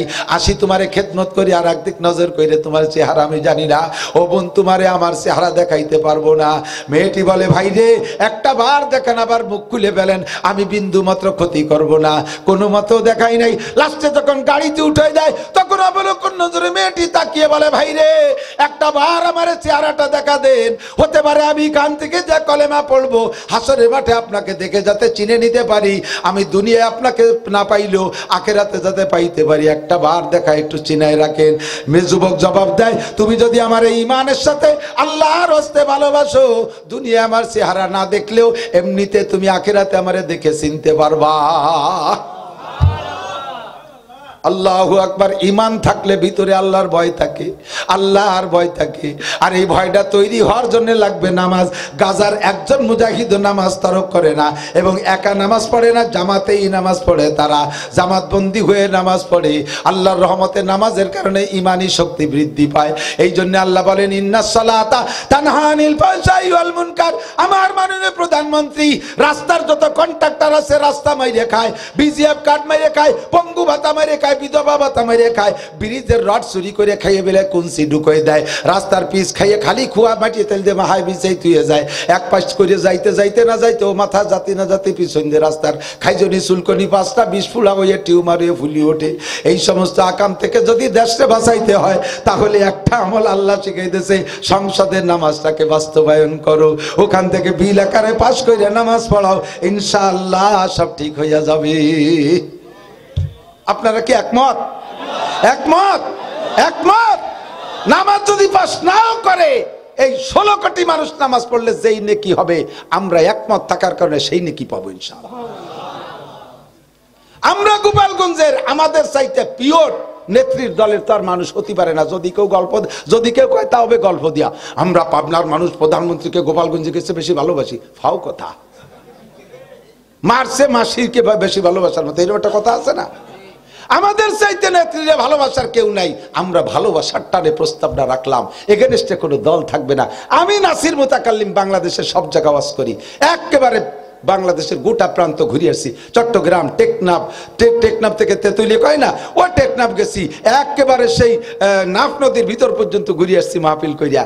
এ পাশে দিনাজপুর সেদিনকে ঘুরে আসছি, পঞ্চগড়, ঠাকুরগাঁও, বীরগঞ্জ, এই যে প্রধানমন্ত্রী শ্বশুরবাড়ি এলাকায় যে ঘুরি টুরি চলিয়েছি। কয়দিন পর যাবো জাফলং, সিলেট, সাতক্ষীরা, শ্যামনগর, সুন্দরবনের মধ্যে বাঘের সাথে সাক্ষাৎ সেই দিবস করে চলিয়েছি। আমি গোটা বাংলাদেশ চষে দেবো ইনশাআল্লাহ। আমার 3টে দাবি। 1 নম্বর দাবি, নামাজের বিলটা পাস করা হোক, বলেন আমিন। 2 নম্বর, দেশটাকে জ্বালায় খাচ্ছে ল্যাংটা মহিলারা, বেপরদা মহিলা, কতক্ষণ দেশটা জ্বালায় খাচ্ছে। আমার নবী বলেন মা তারাকতু বাদি ফিতনাতান আদাররা আলা রিজালি মিনান নিসা। আমার উম্মতের পুরুষের থেকে বহুত বিপদ আমি দোয়া করি আল্লাহর কাছে, এগুলো বন্ধ করে দিছি। আল্লাহ আমার উম্মতের পুরুষের উপরে যেন এই বিপদ আসে না, নারীদের উপরে যেন এই বিপদ আসে না। আমার বহু দোয়া আল্লাহ কবুল করেছে, একটা দোয়া আমি কবুল করাইতে পারি নাই। আমার উম্মতের পুরুষকে শেষ করার জন্য সবচাইতে বড় বিপদ হলো নারী ফিতনা। নারী ফিতনা সবচেয়ে বড় ফিতনা। এই জালে যদি আটকে যাও রে দুদু, আল্লাহ বাসালি কান দিও খুল পাবা না। বমাই সজ্জাদে রঙ্গা কুন গারাত পিরে মাগা গুয়াত কে সালেক বে খবর না বুয়া জরা হে রাসমে মুনজিলা আলা ইয়া আইয়ুহা সাকি আদ্রিকা সাওয়ানা বিলহা কেশ কা সা নমুদা ওয়াল ওয়ালে ইফতাদ মুশকিলহা। এ যুবক আমার দিকটা সব শয়তানের গালে উঠে দাও, উনি ফেরেশতা। জম্মের সত্যি কথা কইছি, কথা কর না কে? যারা এই বেকায়দায় পড়ছো তারা একটু জোরে কও ঠিক। এই তো ভালোই লোকে বেকায়দায় পড়ছে,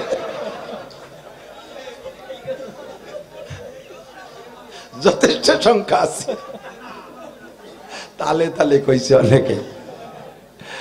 আল্লাহু আকবার। এই বিপদ থেকে বাঁচতে হবে, নারী ফিতনা, ঠিক না? এই বিপদ থেকে উম্মতকে যদি আসলে আজিব এদিক তাকান, अल्लाह अल्लाह अल्लाह दरमियाने कार दरिया तख्त बंदम कर दाई बाजमी गुई के दामन तरमाकुन हुशियारे बास। কত বড় জুলুম চিন্তা করতে পারেন। একটা ছেলে পদ্মা নদী সাঁতরায় উপর চলে যেতে পারে এবং স্পিড বোটের সাথে পাল্লা দিয়ে সাঁতার কাটতে পারে, এত দ্রুতগামী ছেলেটা। এই ছেলেটারে যদি বোটে করে নৌকায় করে নিয়ে হাত পাও বাঁধ দিয়ে পানির মধ্যে ছেড়ে দিয়ে কন ডুবে গেলে কিন্তু গুলি করবো, ডুবে গেলি এটা অন্যায় হবে না? এটা জুলুম না? হাত পাও ছেড়ে দাও, তারপরে যদি বলো ডুবে গেলি গুলি করবো।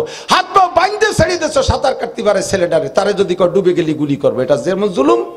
এত মেয়েদের ভিতরে একটা ছেলের চাকরি দেয়, এত ছেলেদের ভিতরে 2-5টা মেয়ের চাকরি দেয়, একসাথে চাকরি করে, সে জায়গা যদি বলে ইফটিজিং করলি তোরে গুলি করবো, এটা ওই রকম জুলুম, এটা ওই রকম জুলুম। সহশিক্ষা একসাথে মেয়ে আর ছেলেরা পড়বে, আর সে জায়গায় একে অপরের সাথে প্রেম করলে, এগুলো করলে তাতে বলে জুলুম হবে, এটা ইফটিজিং মামলায় নারী নির্যাতন মামলা হবে, নারী ধর্ষণ মামলা হবে। এই মামলার পর থেকে বন্ধ করো, আগে হাত পা খুলিয়ে দাও, সাঁতার কাটতে সুযোগ দাও, তারপরে ডুবে গেলে গুলি করো, পার্থক্য করে দাও। পুরুষদের স্কুল আলাদা, নারীদের স্কুল আলাদা। পড়বে নারীরা MA BA MA BCS pass করবে, ডাক্তার ইঞ্জিনিয়ার হবে, দোষ নাই, তবে তাদের স্কুল আলাদা, কলেজ আলাদা, ছেলেদেরটা আলাদা হবে। এক জায়গায় সহশিক্ষার মধ্যে থাকবে আর অ্যাক্সিডেন্ট হবে না, এটা হতেই পারে না। নেগেটিভ আর পজিটিভ যদি কাবার না থাকে, তারে ও জায়গায় বিস্ফোরণ ঘটবেই ঘটবে। আল্লাহ কাবারের ব্যবস্থা করে দিয়েছে, ছেলে মেয়ে নেগেটিভ পজিটিভ পর্দার কাবার দিয়ে ঘিরে দিয়েছে। কাবার সরাই দিবা, অ্যাক্সিডেন্ট ঘটবে, আগুন ধইরা যাবে। এরপরে খালি কানবার মামলা দিবা, ওই মামলা চলতেই থাকবে, জীবন ভরে জেল খাটবার মামলা দিবা, আর উকিলে পয়সা দিবা, বিটে বাড়ি বেঁচে ফতুর হয়ে যাবা, তবুও কোনো দিন দেশে শান্তি আসবে না। ফালিয়াবুদু রাব্বা হাযাল বাইত আল্লাযী আতামাহুম মিন জু ওয়া আমানাহুম মিন খাউফ। এই ঘরের মালিকের ইবাদত করো, সকল প্রকার অভাব দূর হবে আর সর্বপ্রকার নিরাপত্তা পাইবা। এক নম্বরে দাবি করছি নামাজ, দুই নম্বরে পর্দাটা বিল আকারে পাশ করুক। মহিলাদের সফরের দরকার আছে, কক্সবাজার কুয়াকাটা সমুদ্র সৈকত দেখতে যাবে, মুহররম পুরুষ সাথে থাকবে, মুহররম পুরুষ সাথে থাকবে, তারা আল্লাহর কুদরত ঘুরে দেখে আসবে। কিন্তু যাইতেছে কিভাবে? কলেজের থেকে ছেলে মেয়ে দল ধরে শিক্ষা সফরে যায়। যে মেয়েগুলো কলেজের থেকে গেল, ওর আব্বা কি সাথে গেছে? ওর আপন ভাই গেছে? কেডা গেল? যাকে নিয়ে গেল তাকে নিয়ে গেল বয়ফ্রেন্ডস। সুবহানাল্লাহ।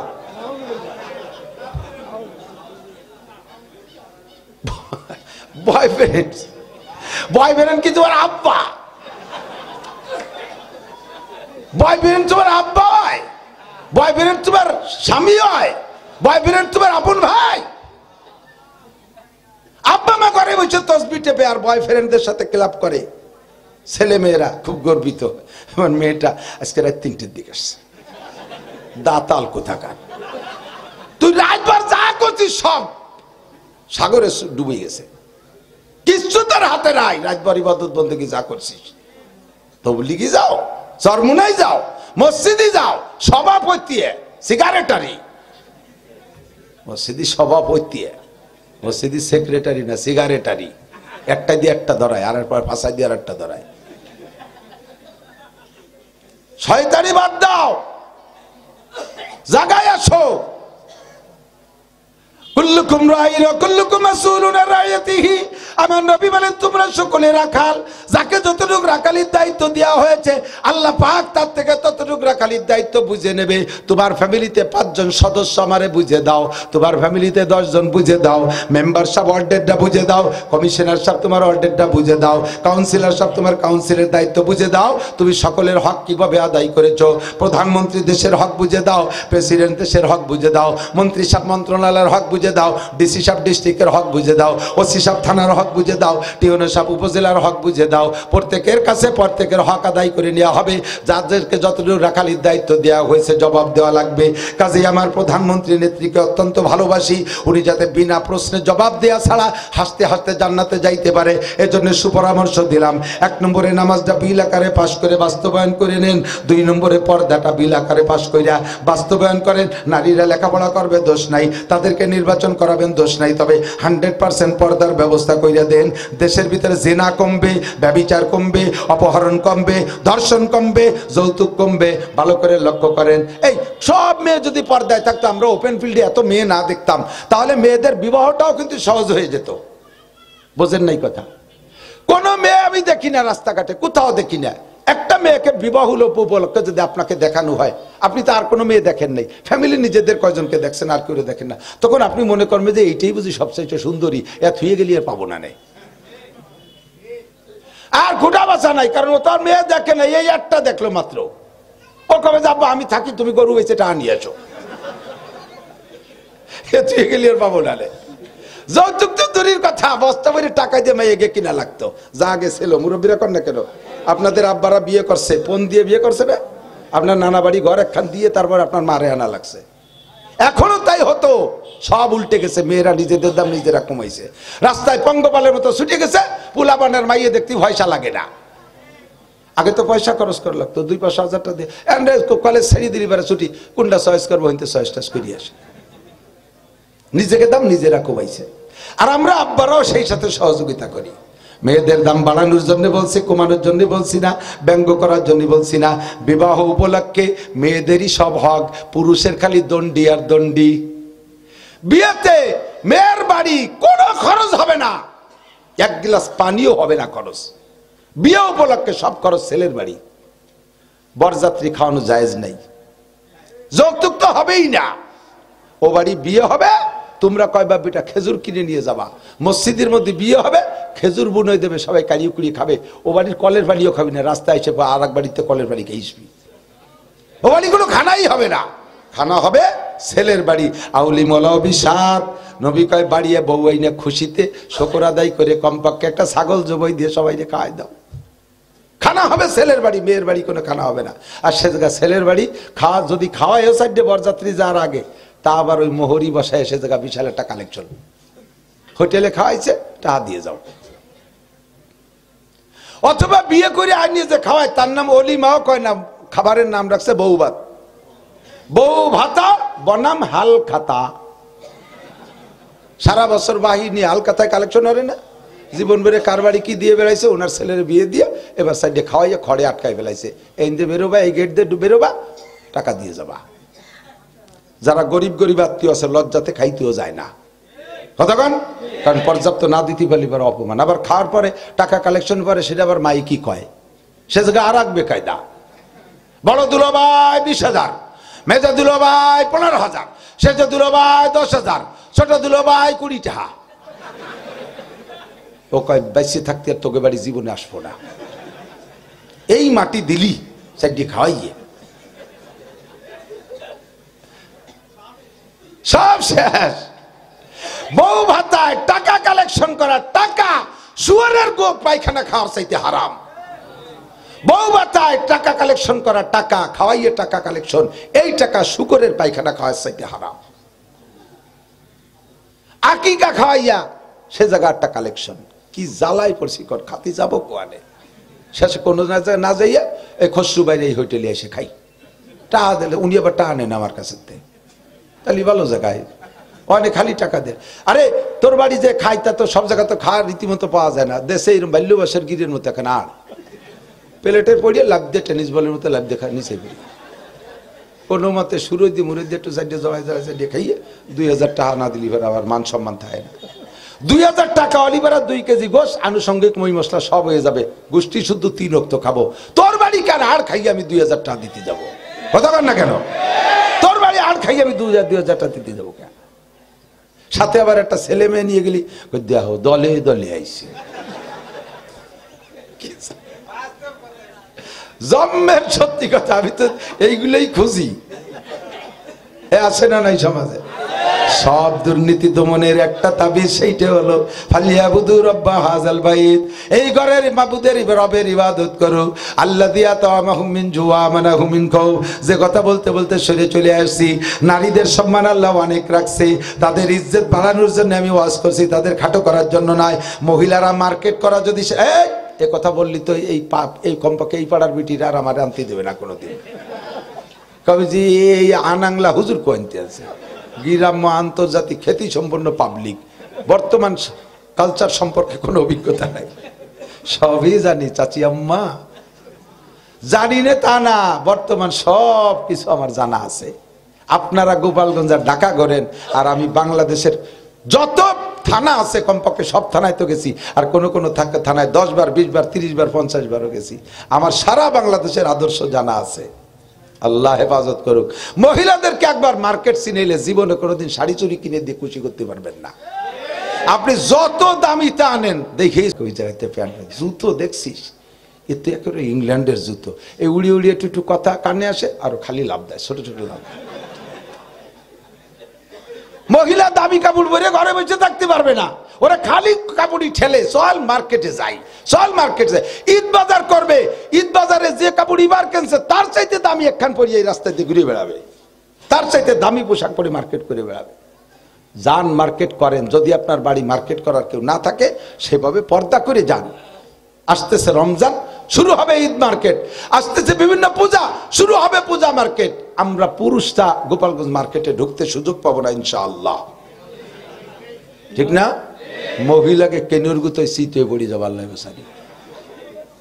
তাতে এই সব মিলে যা আমার মা বোনদের ইজ্জত কমতেছে।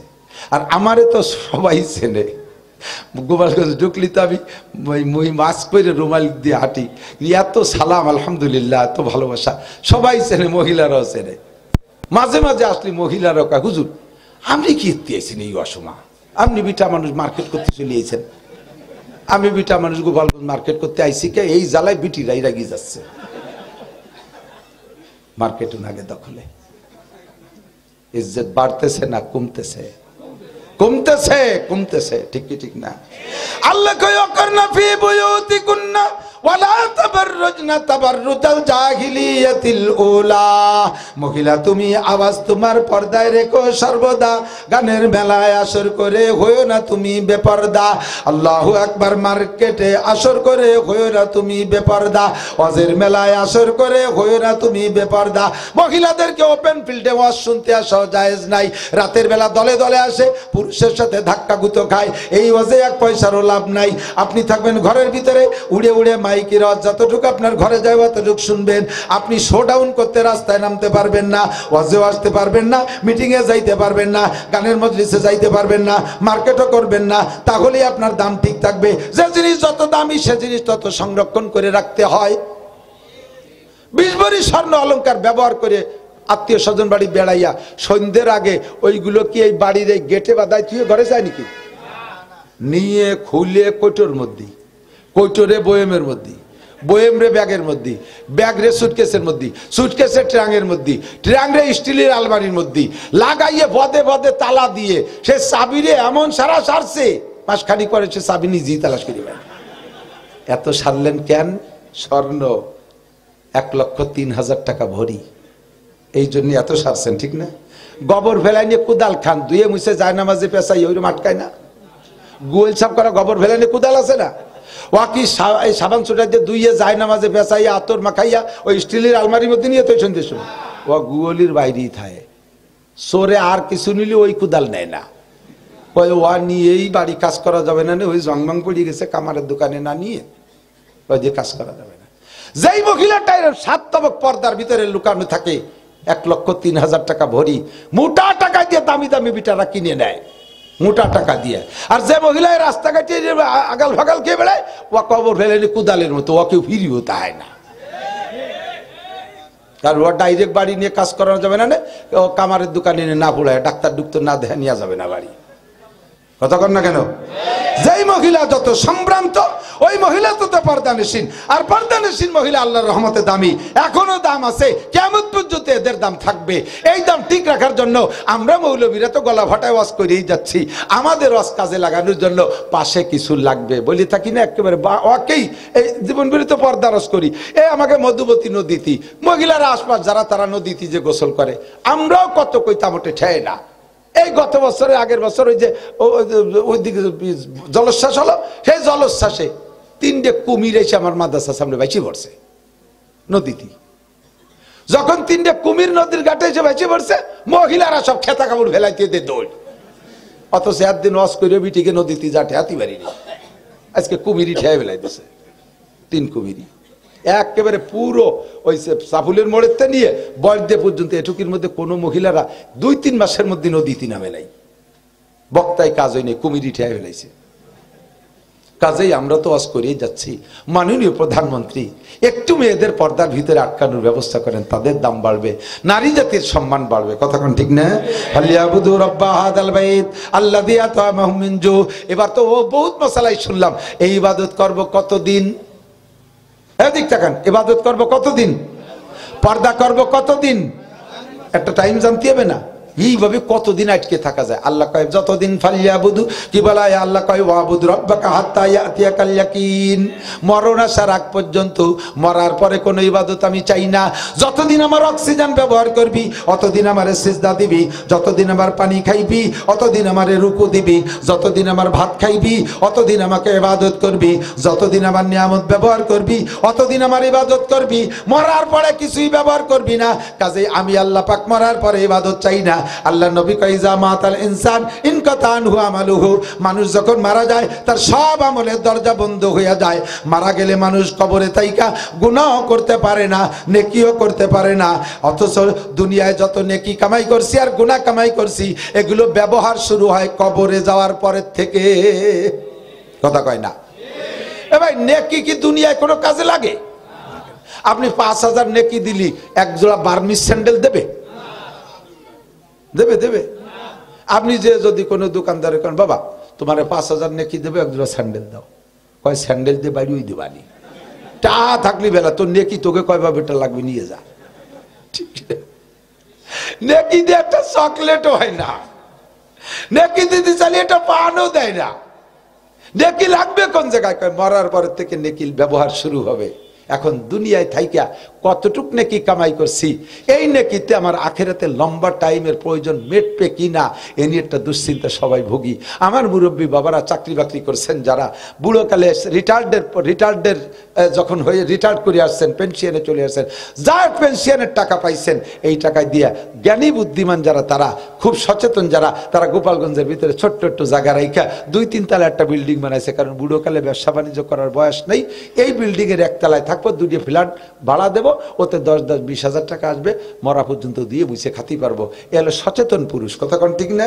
তাহলে আমিও দুনিয়ায় যা কামাই করছি, এই যে দুনিয়া খাইছি, মরার পরে কোটি কোটি বছর, অসংখ্য বছর আমার এই ইনকামে ওই জগতে কি চলবে না চলবে, এই জন্য আমাকে মরার পরে প্রয়োজনের জন্য আমার বেঁচে থাকতে একটা ট্রাস্ট, একটা ইনকাম সোর্স খুলে রেখে যাওয়া উচিত। একটা ইনকাম সোর্স খুলে রেখে যাওয়া উচিত না। কবরে যে নামাজ নাই, কবরে রোজা করা যাবে না, কবরে তিলাওয়াত করা যাবে না, কবরে যে তাবলীগ সরমনাই নাই, কবরে যে দান খয়রাত করতে পারবো না, কোনো নেকি কবরে কামাই করতে পারবো না, ইবাদত করতে পারবো না, কিন্তু খরচ হবে তো সেখান থেকে। কাজেই আমার স্থায়ী একটা আয়ের উৎস, একটা স্থায়ী আয়ের সোর্স আমার খুলে রেখে যাওয়া দরকার। আল্লাহ কয় ফালিয়াবুদু রাব্বা হাযাল বাইত, ইবাদত করবা কবর এই ঘরের মালিকের। কতদিন করবা? তোমার মরণ আসার আগ পর্যন্ত। মরার পরে তোমার কাছে ইবাদত চাই না, তবে জীবন ভরে যা কামাই করছো খরচ শুরু হবে মরার পরের থেকে। এবার সে যা কামাই করে গেছো এটাই তোমার আখেরাতের কভার দেবে কিনা। এই জন্য এই সচেতন পুরুষ যারা, তারা 3টে কাজ করে যেতে পারো, 3টে কাজ করে যেতে পারো। স্থায়ী আয়ের উৎস, স্থায়ী আয়ের উৎস যা কবরে বসেও পাবা, কবরে বসেও পাবা। এখানে যদি গোপালগঞ্জে একটা 5তলা বিল্ডিং মানে ভাড়া দিয়ে যান, আর আপনি যদি সৌদি আরব থাকেন, নিয়মিত এই জায়গা থেকে টাকা ও জায়গা নিয়ে যাবে না? যাবে না? আল্লাহ কয় তুই কবরে চলে যাবি, দুনিয়ায় 3টে কাজ করে তুই ওই কবরে বসে পাইতে থাকবি। 1 নম্বরে সাদকাতুন জারিয়া।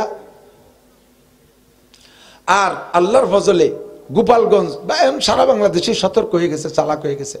মানুষে ওয়াজ এত সুন্দর বোঝে, যখনই বোঝে যে এই সৎকা টৎকা বা টাকা পয়সার কথা করছে, তখন বোঝে যে ওয়াজ শেষ, চল যাই, এখন চলে যাই। ফিলিস্তিন আর গাজা, হেজবুল্লাহ আর হামাস, এরা আমাদের লোক। যুবকরা জানছেন না? ফিলিস্তিন, গাজা, হেজবুল্লাহ, বাইতুল মুকাদ্দাসের দলে কারা? একটা তকবীর হবে বক্সিনির সাথে। তকবীর এলো এই বক্সিনির সাথে। হাত এর মল্লি দুর্বলতার প্রমাণ, বক্সিন এলো শক্তির প্রমাণ। এই দৈরে উল্টো ভেঙে লাগবে না। বক্সিন পাকানো শেখেন, বক্সিন এরকম, এই যে আমার হাতের দিক থেকে দেখা যায়, এরমের নাম বক্সিন না, বুড়ো আঙ্গুল ভেঙে যাবে ঘুষি দি, এইভাবে হবে বক্সিন। নারায়ে তাকবীর। বিশ্বের মুসলিম এক হও, জিহাদ করো। ইহুদিদের দালালরা, জুবাইরের দালালরা, নেতানিয়াহুর চেলারা, খ্রিস্টানদের চেলারা, নারায়ে তাকবীর। এখন যদি প্রধানমন্ত্রী তো ফিলিস্তিনের দলে, আমাদের প্রধানমন্ত্রী বাংলাদেশ আওয়ামী লীগ সরকার ফিলিস্তিনের দলে, বাইতুল মুকাদ্দাসের দলে, বলেন আলহামদুলিল্লাহ। কাজে আমাদের একটা আশা আছে, আমরা একটা দাবি করতে পারি, উনি আমাদের জন্য কোনো ব্যবস্থা করে দেবে। গাজায় যাইয়া, ফিলিস্তিনে যাইয়া ইহুদিদের মোকাবেলায় লড়াই করতে হবে। রেডি? রেডি? এক্ষুনি বাড়ি লুঙ্গি আনতে যাওয়া লাগবে না, টাকা পয়সা আনতে কিচ্ছু লাগবে না, পায়ে হেঁটে চলে যাবো, হেঁটে চলে যাবো। অস্ত্র ফস্ত্র রাস্তার থেকে ইট কুড়োতে যাবো। আমি ওই পাশে, এদিক পশ্চিম দিক, তো আমাকে ওই পাশে বাঁশের লাঠি বানায় রাখো, নিয়ে চলছে। রেডি? ফিলিস্তিন আর গাজার বাইতুল মুকাদ্দাসের দলে যারা, তারা শেষ পর্যন্ত থাকবে। ইহুদি আর নেতানিয়াহুর দলে যারা, তারা আস্তে আস্তে চলে যাবে। যে আটা দেবে বসবো, যে যায় ইসরায়েল যাচ্ছে। একমাত্র পেশাব আসলে এক আঙ্গুল উঁচু করবেন, মিথ্যে কথাকে আঙ্গুল চললি ডায়াবেটিস হবে ইনশাআল্লাহ। আল্লাহ সবাই সুস্থ করে দিক, সবাই বলে না কোনো ভয় নাই, কালেকশন করব না। কেন করব না? আমাদের মসজিদ, মাদ্রাসা, ঈদগাহ, গোরস্থান এ কি হিন্দুরা করে দেবে? মুসলমানটা মুসলমানের করতে হবে না? মুসলমানটা এদিক থাকান। আমাদের মাননীয় প্রধানমন্ত্রীর গোপালগঞ্জের কাজ করতে উনার বিল উত্থাপন করা লাগে না, উনার মুখ দিয়ে বলা লাগে না। উনার এই গোপালগঞ্জের কাজ অন্যান্য মন্ত্রীরাই ম্যাডামরা পরামর্শ দিয়ে, ম্যাডাম আপনি খালি অনুমতি দেন, আমি এই বিশ্ব রোডটা 6 লেনটা করে দেই, আমি এই জায়গায় বিশ্ববিদ্যালয়টা করে দেই, আমি একটু করি ম্যাডাম। ম্যাডামরা খুশি করার জন্য এত কাজ করে, এই জায়গাটা কিছু করে দিলি পারা ওই লোকটা ম্যাডামের কাছে গ্রহণযোগ্যতা পায়, ম্যাডাম খুশি হয়, তার ভবিষ্যৎ ভালো হয়। ও দোস্ত, ম্যাডামের বাড়ি করে দিলি যদি দুনিয়ায় এতটা লাভ হয়, আমার আল্লাহর বাড়ি করে দিলে আল্লাহ খুশি হয় নাকি? আল্লাহ খুশি হয় না বেজার হয়? বেজার হয় না খুশি হয়? আল্লাহ কয় দুনিয়ায় তোদের সব ঘর দিছি, ইন্না ওয়ালা বাইতু উদিয়া লিন-নাস আল্লাযী বিবাক্কাতা মুবারাকা ওয়া হুদাল লিল আলামিন। দুনিয়ায় তখন কোনো ঘর নাই, আমি আমার একটা ঘর আমি সর্বপ্রথম বানাইছি, বাইতুল্লাহ কাবা ঘর। কাবাঘর, এরপরে কাবাঘরের শাখা সারা পৃথিবীতে হাজার হাজার লক্ষ লক্ষ মসজিদ। আল্লাহ কয় সমস্ত মসজিদের আরবি নাম হলো বাইতুল্লাহ। মসজিদের নাম কি? বাইত মানে ঘর, আল্লাহ মানে আল্লাহ, বাইতুল্লাহ মানে আল্লাহর ঘর, আল্লাহর ঘর। আল্লাহ কয় আমার দেয়া টাকা দিয়ে 5 তলা দালান 7 তলা দালান এই বেদগ্রামের এই রোডে, এই পুলিশ থানা রোডে বানাই বানাই বসবাস করতেছ। ও মিয়ারা, তোমাদের পায়খানার ভিতরে লাখ লাখ টাকা খরচ, জানেন তো না? গোপালগঞ্জ সে কোয়ালিটির পায়খানা আছে নাকি আমি জানি না, আমি একবার না 2বার যেন পাইছি ভাগে আল্লাহর রহমতে। পায়খানায় ঢুকছি, ঢুকে কোনো জায়গা তার ভিতরে প্যান সিলাপ হাই কমেন্ট লো কমেন্ট কিচ্ছু নেই, সমান, সব জায়গায় সমান। আমি বাথরুমে ঢুকলাম, নাই কোনো ভুকু ভকা না চাকরি কনে কি রে, বের হয়ে চলে গেছি। বাড়ি এলাকা হয়েছে, হুজুর হয়েছে, 2টা পায়ের ছাপ আছে না, ওর পার দাঁড়াবেন তলে খুলে যাবে, অটো সুইচ নামবেন আবার এসে মিশে যাবে।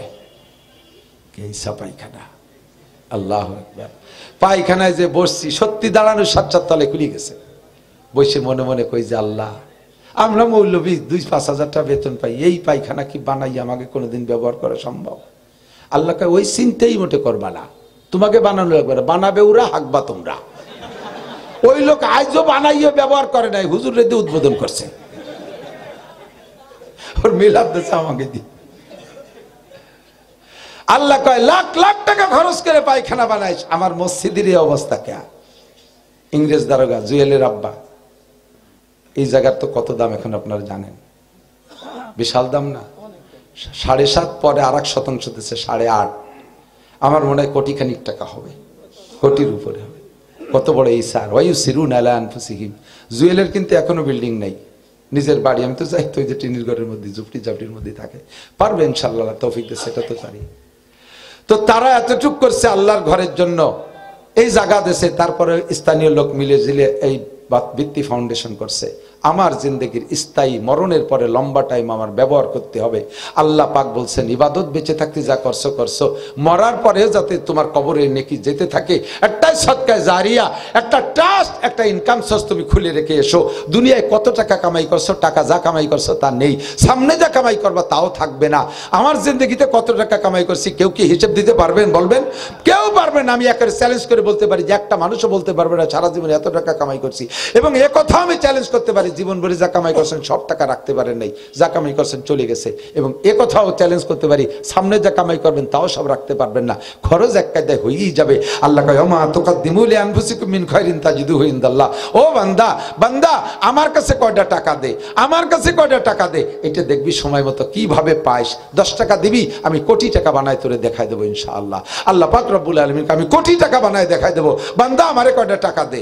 আল্লাহর ঘরখানে যে পিলার খাড়া হয়ে রয়েছে, স্থানীয় যারা আছেন পয়সাওয়ালা, সদকায়ে জারিয়া 1 নম্বর, নেক সন্তান 2 নম্বর, 3 নম্বরে ইলমে নাফে, কোরআন হাদিসের ইলম যদি রেখে যান, এর থেকে ধারাবাহিক কিয়ামত পর্যন্ত আলেম পয়দা হতে থাকবে, নেকি পাবেন। আমার সদস্য হুজুরের ওসিলায় গোটা গোপালগঞ্জের অধিকাংশ আলেম উলামা সদস্যের ওসিলায়, আর বাংলাদেশে তো বিভিন্ন জায়গা আছে, সমস্ত আলেমরা ইবাদত করে যে নেকি কামাই করতেছি, সদস্য হুজুর তা পাইতেছেন। এইরকম এলেম এবং নেক সন্তান সর্বপ্রথম রাখা হয়েছে সদকায়ে জারিয়া। যত সদকায়ে জারিয়া আছে তার ভিতরে 1 নম্বর হলো আল্লাহর ঘর মসজিদ। বিশ্বাস হয় কি না? গড়টা কার ঘর? গড়টা কার ঘর? আমার ঘর না, মানুষের ঘর না। মাদ্রাসার জন্য চাই নেই, কোনো কিছুর জন্য চাই নেই। বাবা যদি বাড়ি জরুরত হয় উঠে যাওয়ার সময় 1000 টাকা দিয়ে দেন, তাহলে আর আসতে কব না। স্থানীয় যারা আছেন আমরা এর সাজ্জা দেব বলে নিয়ত করছি। যাদেরকে আল্লাহ পয়সা দিয়েছে, যাদেরকে আল্লাহ পয়সা দিয়েছে, এমদাদ ভাই আছে না, মোল্লা কনফেকশনারি এমদাদ ভাইয়ের কাছে বলবেন। তারপরে মফিজ ভাই আছে টিনের দোকান, তাকে বলবেন। আরো যারা আছেন স্থানীয়, আমি তো সবাইরে চিনি না, যারা দুই চারজনের চিনি। মোহাব্বতের সাথে একটু কোনো আল্লাহর বান্দা হিম্মত করতে পারবেন, লাখ লাখ টাকা কোটি কোটি টাকা চলে গেছে, 1 টন রড আমি দেবো, হিম্মত করতে পারবেন? এমন কোন আল্লাহর বান্দা আছেন? আলাইসা মিনকুম রাজুলুর রশিদ। আপনার মহল্লার বিল্ডিং হয়ে গেছে, মসজিদ হয়ে গেছে, এই মসজিদটা আর এটা খুব একটা প্লেস পয়েন্ট, ভালো একটা প্লেস মতো জায়গা, মার্কেটের লোকজন নামাজ পড়ে, আমরাও কেনাকাটা করতে আসবো, এখানে মাঝে মাঝে নামাজে রক্ত পেঁচে যাবে। এই জাতীয় মসজিদের কোনো নির্দিষ্ট মহল্লাই নাই, এদের মহল্লা সারা এলাকার মানুষ, যারা এলাকায় বাজারঘাট করতেছে সকলেরই কম বেশ নামাজ পড়া লাগে।